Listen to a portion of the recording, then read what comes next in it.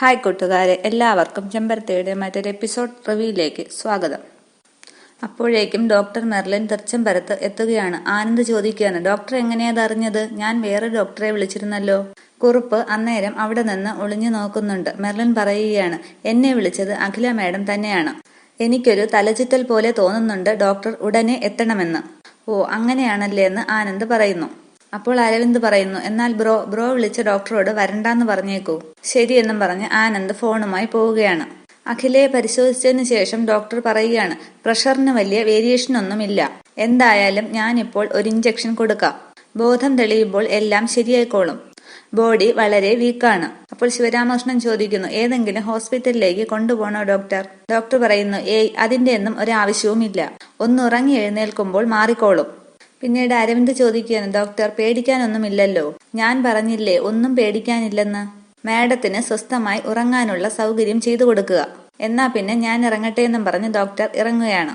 അരവിന്ദിനോട് കൂടെ ചെല്ലാൻ ശിവരാമകൃഷ്ണൻ പറയുന്നു. അതിനുശേഷം ശിവരാമകൃഷ്ണൻ അഖിലയുടെ അടുത്തിരിക്കുകയാണ്. ആനന്ദും കല്യാണിയും അവിടെ നിന്ന് പോകുന്നു. നന്ദനയും പോവുകയാണ്. പിന്നീട് കാണിക്കുന്നത് പ്രിയങ്കയും രാജേശ്വരിയും ശ്രീനിയുമാണ്. രാജേശ്വരി പറയുകയാണ്, ഇതിങ്ങനെയൊന്നും പര്യവസാനിക്കുമെന്ന് ഞാൻ ഒരിക്കലും കരുതിയില്ല. പ്രിയങ്ക പറയുകയാണ്, അതിന് ഇത് പര്യവസാനിച്ചു എന്നാണോ ആന്റി പറയുന്നത്? ഇന്റർവെൽ ആയതേ ഉള്ളൂ ആന്റി, ഇനിയാണ് ബിൽഡപ്പ് വേണ്ടത്. രാജേശ്വരി പറയുന്നു, ആയിക്കോട്ടെ, ഇന്ന് രാത്രി ഒരു ബിൽഡപ്പിനും ഞാൻ തയ്യാറല്ല. നല്ല ക്ഷീണം.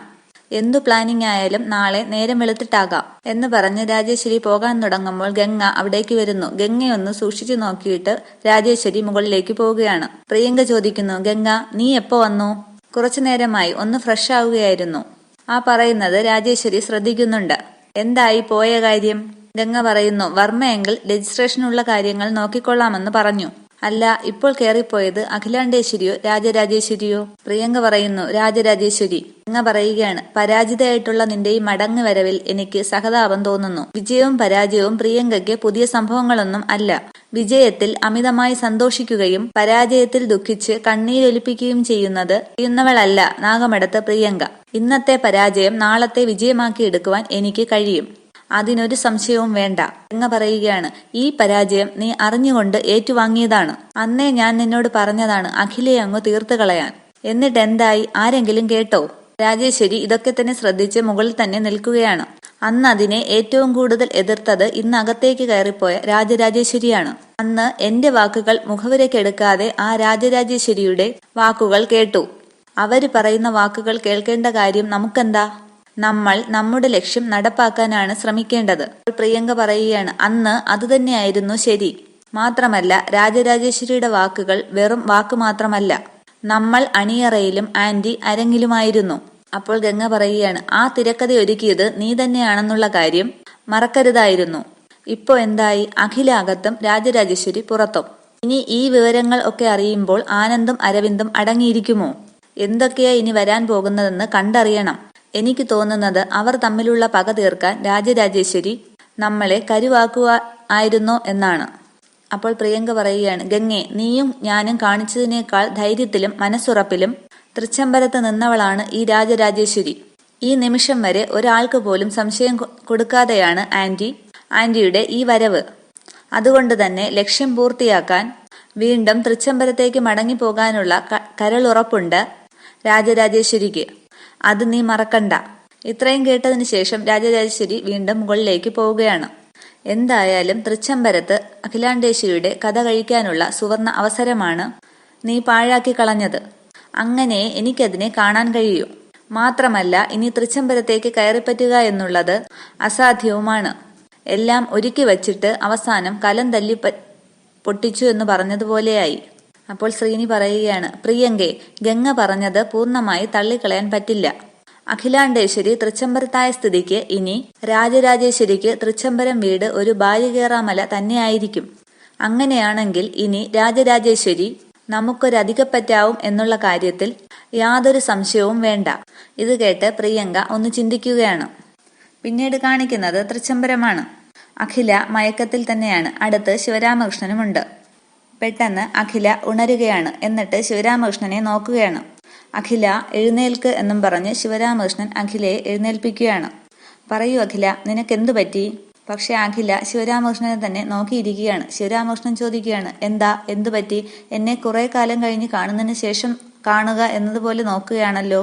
അല്ല അഖില, നിനക്ക് എന്താ പറ്റിയത്? പറയാം കൃഷ്ണേട്ട, എല്ലാം ഞാൻ പറയാം. എനിക്ക് ഒരുപാട് കാര്യങ്ങൾ കൃഷ്ണേട്ടനോട് പറയാനുണ്ട്. ഒരുപാട് കാര്യങ്ങളോ? അബോധാവസ്ഥയിൽ സ്വപ്നം കണ്ടോ? എനിക്ക് എല്ലാം ഒരു പേക്കിനാവ് പോലെ തോന്നുന്നു. അപ്പോഴേക്കും ഫോൺ ബെല്ലടിക്കുകയാണ്. ശിവരാമകൃഷ്ണൻ ഫോൺ എടുത്ത് അഖിലയ്ക്ക് കൊടുത്തിട്ട് പറയുകയാണ്, അപ്പോഴേക്കും നീ ഈ ഫോൺ അറ്റൻഡ് ചെയ്. ഞാൻ ഈ സന്തോഷ വാർത്ത ആനന്ദിനോടും അരവിന്ദിനോടും എല്ലാവരോടും പറയട്ടെ. അവരാകെ വിഷമിച്ചിരിക്കുകയാണ്. ശരി കൃഷ്ണേട്ടാന്ന് അഖില പറയുന്നു. അഖില ഫോൺ എടുക്കുകയാണ്. അത് രാജരാജേശ്വരിയാണ് വിളിക്കുന്നത്. രാജേശ്വരി പറയുകയാണ്, നീ ഇപ്പോൾ അകത്തും ഞാൻ പുറത്ത് ആയി എന്ന് കരുതി അഹങ്കരിക്കേണ്ട. നീ എന്നും പറഞ്ഞ് അഖില ചാടി എണീക്കുന്നു. അപ്പോൾ രാജേശ്വരി പറയുന്നു, കോപിക്കേണ്ട അഖില. നിന്റെ തറവാട്ടിലാണെന്ന് കരുതി എന്നെ ഭയപ്പെടുത്താനൊന്നും നോക്കേണ്ട. അഖില പറയുകയാണ്, മതി, നിർത്ത്. അപ്പോഴേക്കും രാജേശ്വരി അടുത്തേക്ക് പ്രിയങ്കയും ശ്രീനിയും വരുന്നു. രാജേശ്വരി ഫോൺ സ്പീക്കറിൽ ഇടുകയാണ്. അഖില പറയുകയാണ്, നിന്നെ ഈ ജോലിക്ക് വിട്ടവളെ ഞാൻ നേരിൽ കാണുന്നുണ്ട്. അന്ന് നിന്റെയൊക്കെ അവസാനമായിരിക്കും. രാജേശ്വരി പറയാണ്, അഖില, നീ ആദ്യമൊന്ന് നേരെ നിൽക്കാൻ നോക്ക്. അത് കഴിഞ്ഞിട്ട് മതി വെല്ലുവിളിക്കുന്നതൊക്കെ. എന്താ എന്ന് ശ്രീനി ചോദിക്കുകയാണ്. പിന്നീട് കാണിക്കുന്നത് മുറിയിലിരിക്കുന്ന ആനന്ദിന്റെ അടുത്തേക്ക് ശിവരാമകൃഷ്ണൻ സന്തോഷത്തോടെ വരുന്നതാണ്. ആനന്ദ്, മോനെ, അമ്മയ്ക്ക് ബോധം വീണു. അവൾ എഴുന്നേറ്റു. അതെ മോനെ, ഇപ്പോൾ ഒരു കുഴപ്പവുമില്ല. ദേ അവൾ ഫോണിൽ സംസാരിച്ചുകൊണ്ടിരിക്കുകയാണ്. വീണ്ടും അഖില പറയുകയാണ്, നിന്നെയൊക്കെ തീർക്കാൻ എനിക്ക് മറ്റാരുടെയും സഹായം വേണ്ട. എന്റെ മക്കൾ മാത്രം മതി. അവരെ ഞാൻ അങ്ങോട്ട് അയക്കാൻ പോവുകയാണ്. നീയും നിന്റെ കൂട്ടുകാരിയും ഒരുങ്ങിയിരുന്നോ? രാജേശ്വരി പറയുകയാണ്, അതൊക്കെ ഞങ്ങൾ നോക്കിക്കോളാം. ആദ്യം ഞാൻ പറയുന്നത് നീ ഒന്ന് കേൾക്ക്. ഇത്രയും കാലം നിന്റെ ഭർത്താവിനോടൊപ്പം ഉണ്ടായിരുന്നത് നീ അല്ല എന്നങ്ങോട്ട് പറയാനൊന്നും നിൽക്കണ്ട. അത് തൃച്ചംബരത്തെ ശിവരാമകൃഷ്ണന്റെ പ്രാണപ്രേയസിയായ അഖിലാണ്ടേശ്വരി അല്ല, പകരം മറ്റൊരു സ്ത്രീയായിരുന്നു എന്ന് ആ മനുഷ്യൻ അറിഞ്ഞാൽ ഏകപത്നി വ്രതക്കാരനായ അയാളുടെ തുന്നിക്കെട്ടിയ ഹൃദയം താങ്ങിയെന്നു വരില്ല. അന്നേരം അഖില ഒന്ന് അമ്പരക്കുകയാണ്. വീണ്ടും രാജേശ്വരി പറയുന്നു, ഇത്രയും നാൾ തന്നെ കബളിപ്പിച്ച് കിടപ്പറയിൽ വരെ ഉണ്ടായിരുന്നത് അഖിലയല്ല, അപരയായിരുന്നു എന്നറിഞ്ഞാൽ അഭിമാനിയായ ശിവരാമകൃഷ്ണൻ ഒന്നുകിൽ ആത്മഹത്യ ചെയ്യും, അല്ലെങ്കിൽ ഹൃദയം പൊട്ടി ചാവും. അരങ്ങിലേക്കെത്തിച്ച ആ പ്രതികാര നാടകക്കഥയിലെ ജീവിതം നിനക്ക് ഏറെക്കുറെ മനസ്സിലായി കാണും എന്ന് ഞാൻ വിശ്വസിക്കുന്നു. കിടപ്പറയിലെ രഹസ്യങ്ങൾ ഗുരുമുകളിൽ ഘോഷിക്കപ്പെടും എന്ന് പ്രമാണം. അതുകൊണ്ട് ഇവിടെയും വിജയം ഞങ്ങൾക്ക് തന്നെയാണ്. നമ്മൾ തമ്മിലുള്ള വ്യക്തിപരമായ കണക്കുകളൊക്കെ അവിടെ നിൽക്കട്ടെ, അതൊക്കെ നമുക്ക് പുറകെ തീർക്കാം. പക്ഷേ കഴിഞ്ഞ സംഭവങ്ങൾ പോസ്റ്റ്മോർട്ടം ചെയ്യാൻ നീ നിൽക്കണ്ട. നീ ഉടനെ വിധവയാകും. കാരണം ശിവരാമകൃഷ്ണന് അത് സഹിക്കാനാകില്ല എന്ന് പറഞ്ഞ് രാജേശ്വരി ഫോൺ കട്ട് ചെയ്യുകയാണ്. ആനന്ദിന്റെ മുറിയിലേക്ക് അരവിന്ദും നന്ദനയും എത്തുകയാണ്. ശിവരാമകൃഷ്ണൻ പറയുകയാണ്, അരവിന്ദ് മോളെ, അഖിലയ്ക്ക് ബോധം തിരിച്ചു കിട്ടി. നന്ദന പറയുകയാണ്, ഓ ഈശ്വര, ആന്റിയെ കാണാൻ ഞങ്ങൾ അങ്ങോട്ട് വരികയായിരുന്നു. ആനന്ദിനെയും കല്യാണിയെയും കൂടി വിളിക്കാലോ എന്ന് കരുതിയാണ് ഇങ്ങോട്ട് വന്നത്. കല്യാണി എവിടെ? നന്ദന ചോദിക്കുമ്പോൾ ആനന്ദ് പറയുന്നു, കല്യാണി അമ്മയ്ക്ക് വേണ്ടി പ്രാർത്ഥിക്കാൻ അമ്പലത്തിൽ പോയിരിക്കുകയാണ്. ശിവരാമകൃഷ്ണൻ പറയുന്നു, നന്നായി. അവിടെയുള്ള സകല വഴിപാടുകളും അഖിലയ്ക്ക് വേണ്ടി അവൾ നടത്തും. കല്യാണിയുടെ പ്രാർത്ഥനയല്ലേ, മനം ഉരുകി തന്നെ അവൾ പ്രാർത്ഥിക്കും. നന്ദന പറയുകയാണ്, അത് ശരിയാ അങ്കിളെ. കല്യാണി വിളിച്ചാൽ വിളി കേൾക്കാത്ത ദൈവങ്ങളില്ല. വാ അരവിന്ദ്, നമുക്ക് ആന്റിയെ കാണാം എന്നും പറഞ്ഞ് അവർ എല്ലാവരും കൂടി പോവുകയാണ്.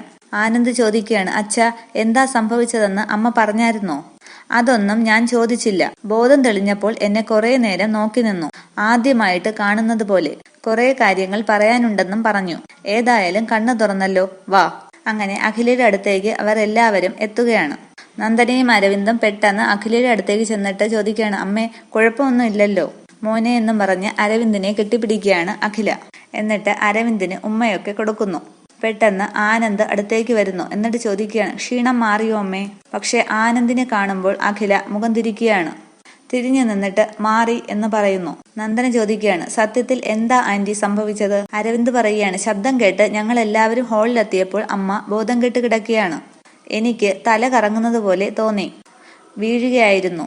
ഇപ്പോൾ ആനന്ദ് ചോദിക്കുകയാണ്, അത് മുൻകൂട്ടി കണ്ടിട്ടാണോ ഡോക്ടറോട് വരാൻ പറഞ്ഞത്? അന്നേരം ആനന്ദിനെ ഒന്ന് നോക്കുകയാണ് അഖില. ആനന്ദ് പറയുകയാണ്, അമ്മയ്ക്ക് നല്ല ക്ഷീണം തോന്നുന്നുണ്ട്.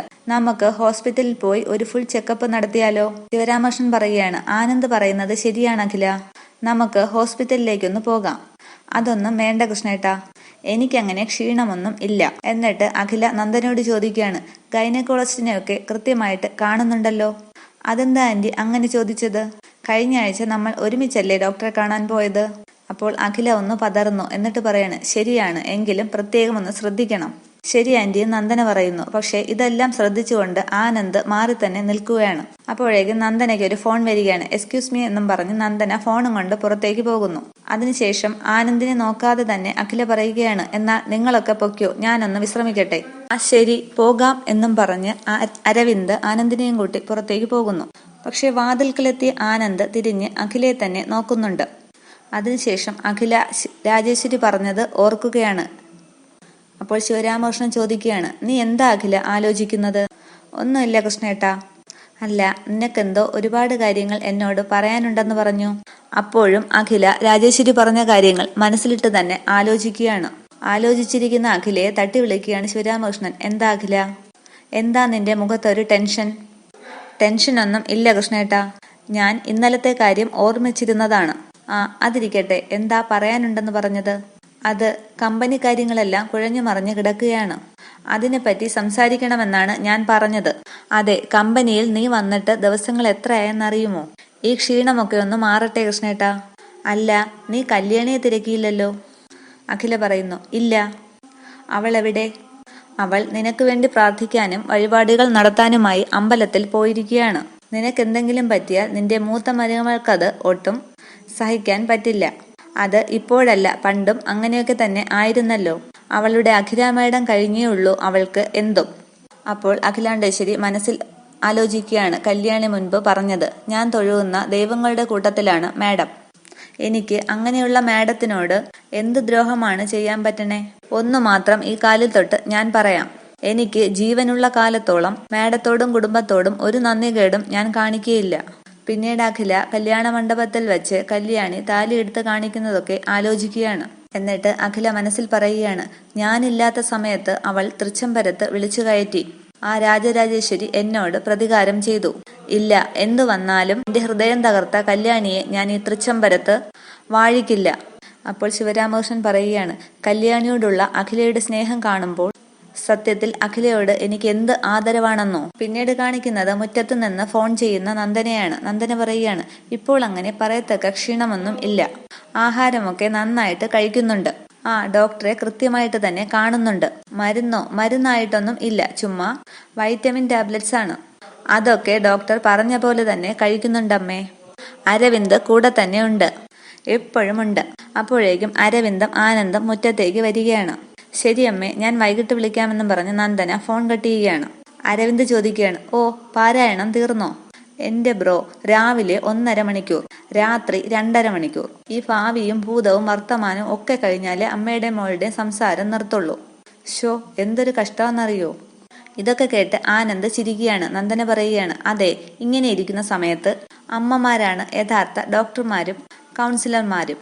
അത് അരവിന്ദിന് പറഞ്ഞാൽ മനസ്സിലാവില്ല. ആനന്ദ് പറയുകയാണ്, അത് ശരിയാ അരവിന്ദേ, നന്ദന പറയുന്നത് കറക്റ്റാണ്.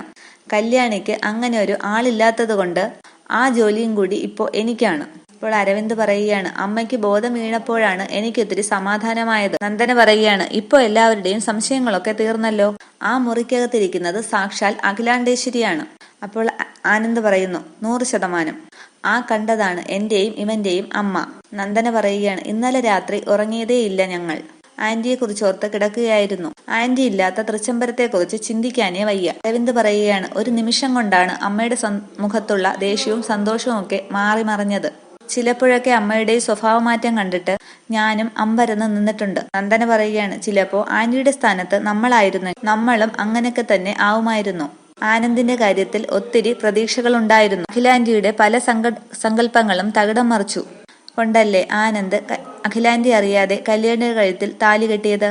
അപ്പോഴേക്കും ആനന്ദിന് ഫോൺ വരികയാണ്. വിളിക്കുന്നയാൾ ചോദിക്കുകയാണ്, തൃച്ചംബരത്ത് ആനന്ദ് സാർ അല്ലേ?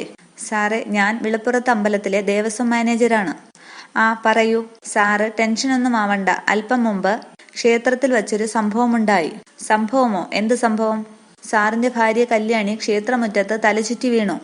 ഇത് കേട്ട് ആനന്ദ് ആകെ ഒന്ന് അമ്പരക്കുകയാണ്. ഇത്രയുമാണ് ഇന്നത്തെ എപ്പിസോഡ് വിശേഷങ്ങൾ. Thank you.